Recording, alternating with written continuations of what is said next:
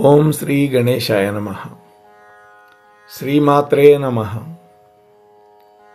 శివాయ గురవే నమః. శ్రీకృష్ణ పరబ్రహ్మణే నమః. శ్రీరామాయ నమః. శ్రీ గురుభ్యో నమః. సచ్చిదానందరూపాయ విశ్వోత్పత్యాదిహేతవే తాపత్రయ వినాశాయ శ్రీకృష్ణాయ వయం నమః. మోహనవాణి ఛానల్ వీక్షకులందరికీ ముందుగా నా యొక్క నమస్సుమాంజలులు. ఈ రోజున మనం పురీ జగన్నాథ స్వామికి ప్రతి సంవత్సరం ఎందుకు 15 రోజుల పాటు అస్వస్థత వస్తుంది, అనారోగ్యం కలుగుతుంది, ఆయనకి రహస్యంగా చికిత్స చేస్తారు. ఆ స్వామి యొక్క లీల వెనక రహస్యం ఏంటో ఈ రోజున మనం తెలుసుకునే ప్రయత్నం చేద్దాం. ఈ ఛానల్ని ఇంకా సబ్స్క్రైబ్ చేసుకోని వాళ్ళు ఎవరైనా ఉంటే దయచేసి సబ్స్క్రైబ్ చేయండి. మీతో పాటు మరొక్క 5 మందిని, మీ మిత్రులని, బంధువుల్ని ఈ ఛానల్కి సబ్స్క్రైబ్ చేయించండి. అంశం మీకు నచ్చితే ఒక లైక్ ఇవ్వండి, మీ కామెంట్ పెట్టండి. మరింత మందికి ఈ వీడియోని షేర్ చేసి వీక్షకుల యొక్క సంఖ్య పెరిగేదానికి మీ వంతు కర్తవ్యం మీరు నిర్వర్తించండి అని మిమ్మల్ని కోరుకుంటూ అంశంలోకి వెళదాం. జగన్నాథుడు ప్రతి సంవత్సరం కూడా రథోత్సవం అయిపోయిన తర్వాత 15 రోజుల పాటు అనారోగ్యానికి గురవుతాడు. ఆయన చేసే ఈ లీలని అనసార లీల అని పిలుస్తారు అక్కడ. అయితే దేవుడు ఇలా ఎందుకు అనారోగ్యానికి గురవుతాడు, ఆయన ఈ లీలను ఎందుకని చేస్తాడు, ఈ ప్రశ్న భక్తుల యొక్క మనస్సుల్లో కలిగితే దానికి సమాధానం ఆలోచిస్తే మనం పుట్టినటువంటి ప్రతి మనిషికి మరణం తప్పదు. జీవితంలో సుఖదుఖాలు సహజం. మన దేహం కూడా తరచూ అనారోగ్యాల బారిన పడుతూ ఉంటుంది. దానికి తగిన చికిత్సలు కూడా మనం చేయించుకుంటూ ఉంటాం కదా. ఇవన్నీ మనకు తెలిసినవేగా. జగన్నాథపురం పురిలో రథయాత్ర సాంస్కృతిక మతపరమైనటువంటి వారసత్వానికి, గొప్పతనానికి ఒక గొప్ప చిహ్నం. ఇది మన హిందువులలో మత విశ్వాసానికి ఒక ప్రబలమైన ఉదాహరణ. జ్యేష్ఠమాసం పౌర్ణమి రోజున జగన్నాథుడి యొక్క స్నానయాత్ర పండుగ నిర్వహిస్తారు. ముందు జ్యేష్ఠమాసం పౌర్ణమి రోజున, ఇప్పటికే పౌర్ణం పూర్తయింది. ఇప్పుడు మనం 2వ పక్షంలో ఉన్నాం. 2వ పక్షంలో కూడా 5వ రోజు ఇవాళ. స్వామి ఆ రోజున బలరాముడు, సుభద్రలని ఈ ముగ్గురిని ఆలయం నుంచి బయటకు తీసుకొస్తారు పౌర్ణమి రోజు. ఈ ప్రయాణాన్ని పహండి యాత్ర అని పిలుస్తారు. జగన్నాథుడిని వివిధ తీర్థాల నుంచి సేకరించి తెచ్చినటువంటి 108 బంగారు పాత్రలలో నింపినటువంటి దివ్య జలాలతోటి స్నానం చేయిస్తారు ఈ పౌర్ణమి రోజున.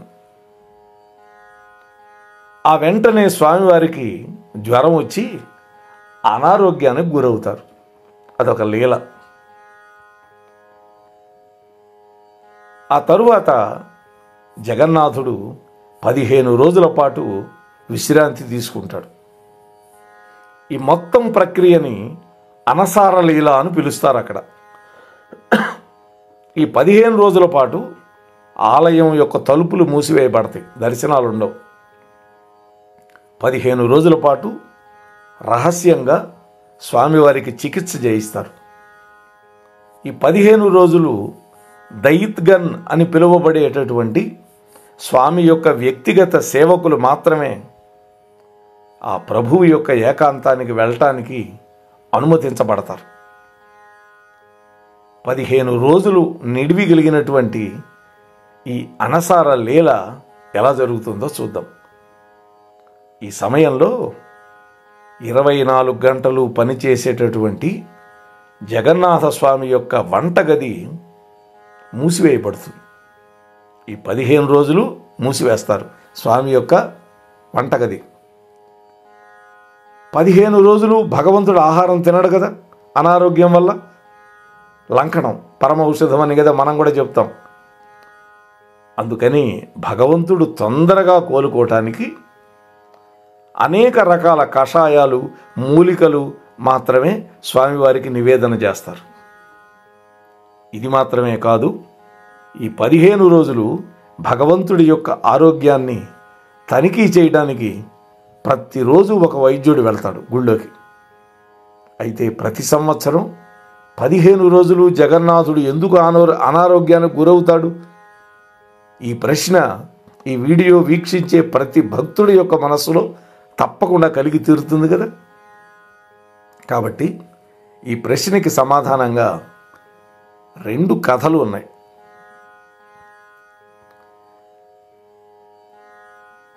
ఒక ప్రసిద్ధ కథ ఏమిటి అంటే, మాధవదాస్ అనేటువంటి వ్యక్తి జగన్నాథ స్వామికి గొప్ప భక్తుడు. ఆ మాధవదాస్ భార్య మరణించిన తర్వాత అతడి యొక్క జీవితంలో ముఖ్యమైన పని ఏమి పెట్టుకున్నాడు అంటే భగవంతుడి యొక్క సేవ చేయటం. వయస్సు పెరిగే కొద్దీ చాలా అనారోగ్యానికి గురవుతున్నాడు ఆ మాధవదాసు. ఇప్పుడు జగన్నాథుడికి సేవ చేసే సామర్థ్యం మీలో లేదు అని ప్రజలు అన్నారు అక్కడ. అయితే ఆయన అన్నాడు, తన శరీరంలో ప్రాణం ఉన్నంత వరకు నేను జగన్నాథుడి యొక్క సేవ చేయడం ఆపలేను అని మాధవదాసు గట్టిగా చెప్పాడు. ఇంతలో ఒకరోజు మాధవదాసు యొక్క సేవ చేస్తూ ఉన్నప్పుడు ఆ మాధవదాసు మూర్ఛిపోయాడు. భక్తుడు అనారోగ్యానికి గురైనప్పుడు ఆ భగవంతుడు స్వయంగా తన భక్తుడి దగ్గరికి సేవ చేయటానికి వచ్చాడు. అది కదా కృష్ణమూర్తిని అవ్యాజ కరుణామూర్తి అని మనం పిలుచుకుంటాం. భగవంతుడు ఆ జగన్నాథుడు తన భక్తుడిని సేవిస్తూనే ఉన్నాడు. ఆ భక్తుడు స్పృహలోకి వచ్చినప్పుడు తనకు సేవలు చేసింది ఆ జగన్నాథుడు అని అర్థం చేసుకున్నాడు. వెంటనే భక్తుడు ఆర్తితోటి భగవంతుడి యొక్క దివ్య చరణారవిందాల మీద పడిపోయి, ప్రభు, నువ్వు నాకు ఇంత సేవ చేశావు, నువ్వు దేవుడు అయితే నీ సేవ నుంచి నన్నెందుకు దూరం చేశావు? నేను కదా నీకు సేవ చేయాల్సింది. సేవ చేయాల్సిన నేను మూర్ఛపడిపోయాను అనారోగ్యం వల్ల. నువ్వు వచ్చి నాకు సేద తీరటానికి కోసం నాకు సేవ చేశావా? స్వామి, నువ్వు అనుగ్రహిస్తే నాకు కలిగినటువంటి అనారోగ్యాన్ని నేను తప్పించుకోగలిగేవాడిగా అని ప్రశ్నించాడు. భక్తుడికి స్వతంత్రం ఉంటుంది భగవంతుణ్ణి నిలదీయటానికి.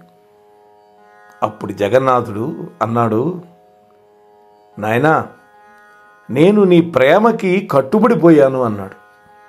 అలనాడు యశోదాదేవి యొక్క ప్రేమకు కట్టుబడి రోలుకు కట్టేయించుకున్నాడు స్వామి. అందుకే నేను నిన్ను సేవించడానికి వచ్చాను. అయితే నేను కూడా విధిని మార్చలేను. ఓ మాధవదాస్, నీ విధి లిఖితంలో ఇంకా 15 రోజుల పాటు అనారోగ్యం రాసిందయ్యా. అయితే నువ్వు చూపించే ప్రేమని, నీ కర్తవ్య నిష్టని, నీ భక్తిని చూసి నీ యొక్క ఈ 15 రోజుల అనారోగ్యాన్ని నేను పుచ్చుకుంటున్నాను అని స్వామి చెప్పాడు. ఇది కదా స్వామి యొక్క కటాక్షం అంటే. భక్తుడు అనుభవించవలసినటువంటి కష్టాన్ని, ఆ రోగాలని భగవంతుడు తాను తన మీద ఆరోపించుకున్నాడు. భక్తుడు కళ్ళ వెంట జల జల జల కన్నీరు కారిపోతూ ఉన్నాయి మాధవదాసుకి. అప్పటి నుంచి జగన్నాథుడు జ్యేష్ఠ పౌర్ణమి రోజున తన యొక్క భక్తుల యొక్క బాధలన్నీ కూడా తన మీద వేసుకొని 15 రోజుల పాటు అనారోగ్యానికి గురవుతాడు అని నమ్ముతారు అక్కడ భక్తులు. మాధవదాసు కోసం తనకి ఆరోపించుకున్నాడు కష్టాలు, రోగాలు. ఇప్పుడు అక్కడ నివసించేటటువంటి ఆయన నమ్ముకొని సేవించడానికి వచ్చే భక్తులందరి కష్టాలు తాను గ్రహిస్తున్నాడు, వాళ్ళకొచ్చే రోగాలన్నీ తాను గ్రహిస్తున్నాడు. అందుకని 15 రోజుల పాటు అనారోగ్యాన్ని ఆయన అనుభవిస్తూ ఒక లీల చేస్తూ ఉన్నాడు. మరొక కథ ప్రకారం ఒరిస్సాని పరిపాలించేటటువంటి రాజు యొక్క కలలో ఒకరోజు జగన్నాథుడు కనిపించాడు. ఓ మహారాజా, నా ఆలయం ముందు ఉన్నటువంటి మర్రి చెట్టు దగ్గర ఒక బావి తవ్వించండి. నేను ఆ బావిలో ఉండే చల్లటి నీటిలో స్నానం చేసి 15 రోజులు ఏకాంతంగా ఉండాలి అనుకుంటున్నాను అని చెప్పాడు. అప్పుడు జ్యేష్ఠ పూర్ణిమ రోజున భగవంతుడికి ఆ బావి నీటిలో స్నానం చేయించి, స్నానం పూర్తయిన తర్వాత భగవంతుడు అనారోగ్యానికి గురయ్యాడు.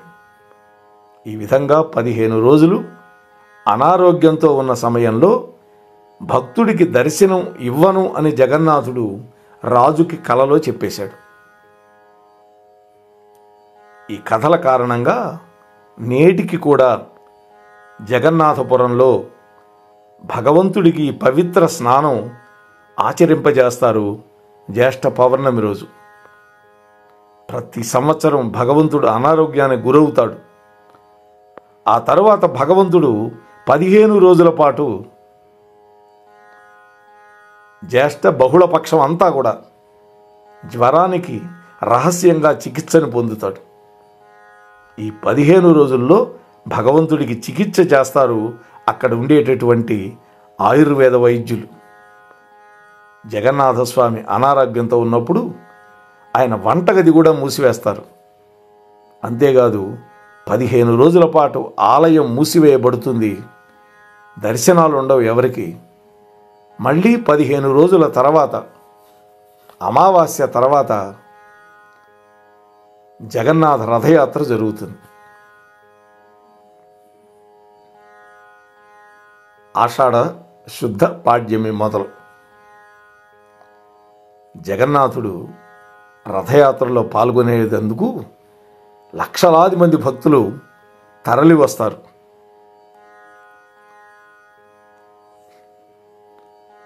ఇటువంటి రథయాత్ర ఒక్క పురిలోనే కాకుండా అనేక చోట్ల జరుగుతుంది అని మొన్న ఒక వీడియో మీకు మన ఛానల్లో పోస్ట్ అయింది. ఇస్కాన్ మందిరాల్లో కూడా అద్భుతంగా జరుగుతుంది ఈ రథయాత్ర. అటువంటి స్వామివారికి అనారోగ్యం తెచ్చిపెట్టుకోవటం అనేది ఒక లీల.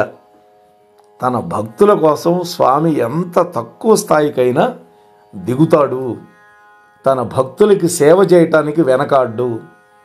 సతీ సక్కుబాయి మనకు తెలుసు, ఆమె పండరీపురానికి వెళ్ళిపోయింది. ఆమె స్థానంలో స్వామి అత్తగారికి సేవలు చేశాడు. ఆ కథ మనందరికీ తెలుసు. ఎన్నో ఎన్నో లీలలు ఆ పాండురంగ విఠలుడు, ఈ జగన్నాథుడు అందరూ చేస్తారు. పేర్లు మార్పు తప్ప స్వామి ఒక్కడే అని మనం అర్థం చేసుకొని, మాకు కూడా అదృష్టం ఉంటే ఈ మధ్య ఒక మిత్రుడు చీరాల నుంచి ఫోన్ చేసి పూరిలో జగన్నాథస్వామి క్షేత్రంలో భాగవత సప్తాహం చేసుకోవాలి అనుకుంటున్నాం, మీరు చెప్పాలి అని నన్ను కోరారు.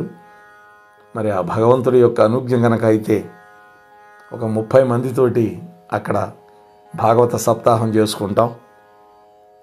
అంతా కూడా జగన్నాథుడి యొక్క అనుగ్రహం ఉంటేనే జరుగుతుంది. మరి ఆ స్వామి యొక్క కటాక్షం కోసం ఎదురు చూద్దాం ఉందాం అందరం అని మీతో మనవి చేసుకుంటూ ముగిస్తూ ఉన్నాను. స్వస్తి సర్వేషాం. మోహన్వాణి తెలుగు పోడ్కాస్ట్ వింటున్న శ్రోతలందరికీ హృదయపూర్వక ధన్యవాదాలు. వినండి, వినిపించండి, వింటూనే ఉండండి మోహన్వాణి తెలుగు పోడ్కాస్ట్. మీరు వింటున్నారు మోహన్వాణి.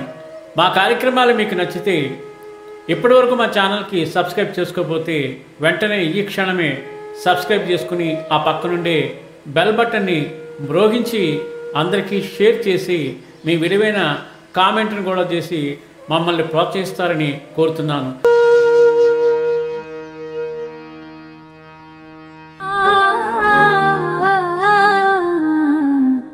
మోహనవా